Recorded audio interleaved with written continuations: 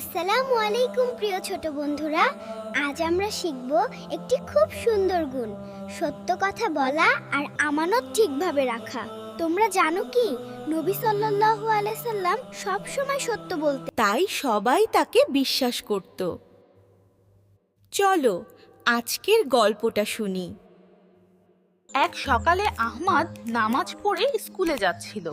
রাস্তায় হেঁটে যেতে যেতে সে আল্লাহর কথা মনে করছিল।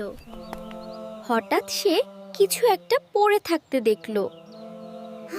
সে কাছে গিয়ে দেখলো ওটা একটি মানি ব্যাগ, ভিতরে টাকার আর পরিচয়পত্র।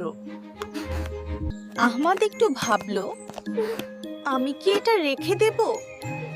না, এটা ঠিক না। আহমাদ মনে মনে বলল, আল্লাহ আমাকে দেখছেন, মিথ্যা করলে আল্লাহ কষ্ট পাবে। আমি ভালো মুসলিম হতে চাই। তাই সে সিদ্ধান্ত নিল, আমি এটা ফেরত দেব। হ্যাঁ, আমি একটা মানি ব্যাগ পেয়েছি, আমাকে সাহায্য করো। হ্যাঁ, তুমি ভালো কাজ করছো।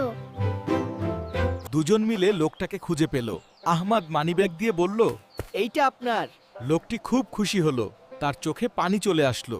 তুমি একজন সৎ ছেলে, আল্লাহ তোমাকে বরকত দিন।